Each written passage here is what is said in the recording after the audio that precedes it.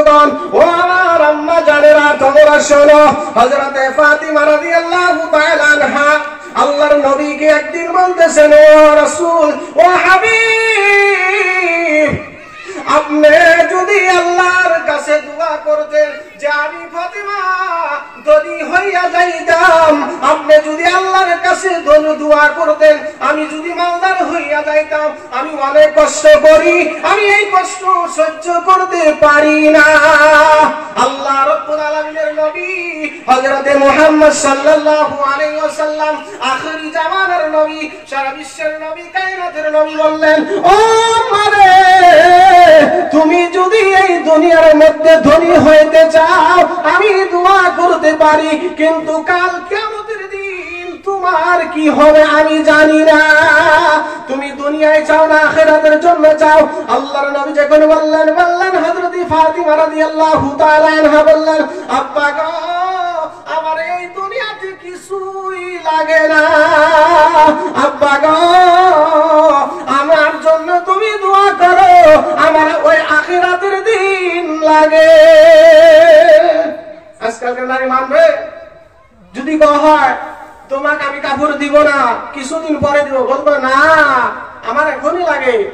আল্লাহর নবী সাল্লাল্লাহু আলাইহি ওয়াসাল্লামের কাছে একজন সাহাবা এসে গেল, আসে বলতেছেন, ও হুজুর, আমি বহুত গরীব মানুষ, আমার খাওয়ার মতো কিছু নাই বাড়িতে, আমার খাওয়ার মতো কিছু নাই বাড়িতে, আমি কি খাবো?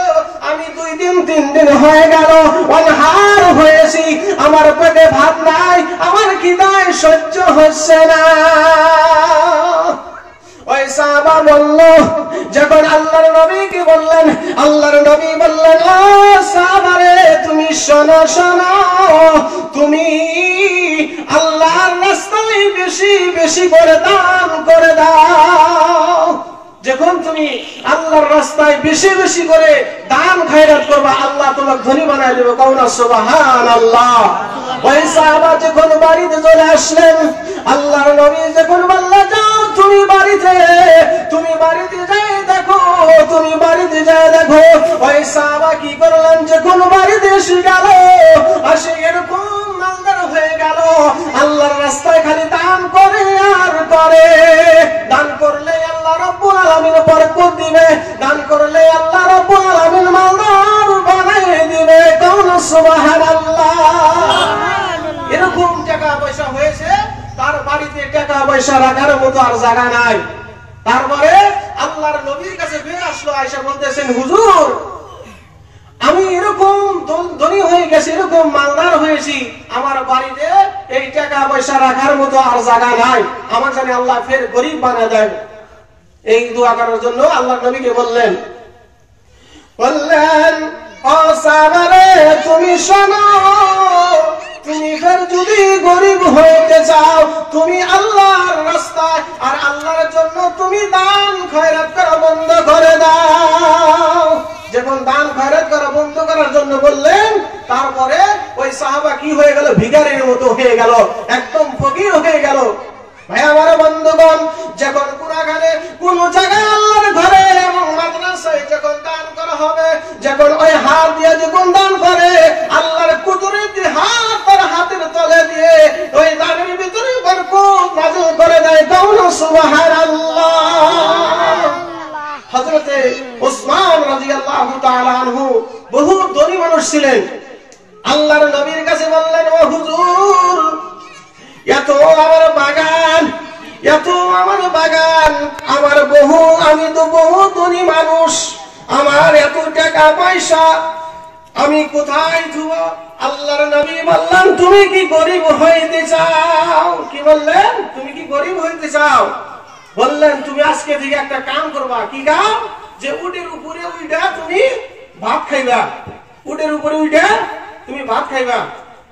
ভাত যখন খায় উটের উপরে চড়ে চড়ে, আর ভাতটা যখন তলে পড়ে যায়, ওই হযরতে উসমান রাদিয়াল্লাহু তাআলা আনহু কি করেন, ওই পড়ে যাওয়া ভাতটা উঠাইয়া তিনি খান। খাওয়ার পরেও তারি এই সাহাবার গরিব হয় না। আল্লাহর নবীর কাছে বের গেছে, ইয়া রাসূলুল্লাহ, আমি তো আর গরিব হই না, আমি আরো ধনী হই কেন? আমার তো কোনো বস্তুর নাজাই পড়ে না, আমি খালি গরিবই হই ধনী হই আর ধনী হই। ওই সাহাবা আল্লাহর নবী বললেন, তুমি যে তোমার যে আমি একটা নিয়ম বলে দিয়েছিলাম যে তুমি যেটা উটের উপরে যখন তুমি ভাত খাইবা, ওই ভাত যখন পরে যাব ওই ভাতটা তুমি কুইটা খাইছো, এই কারণে তোমার ভিতরে তোমার রিজিকের ভিতরে বরকত দান করেছেন। কাউনা সুবহানাল্লাহ। ভাই আমার বন্ধুগণ, আমরা সবাই আল্লাহর নবীর তরিকা মতো চলবো তো ইনশাআল্লাহ?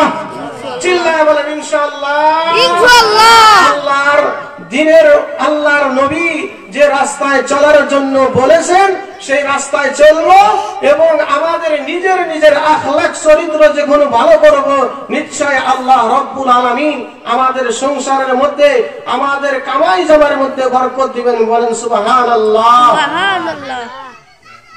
আমি যা কিছু বললাম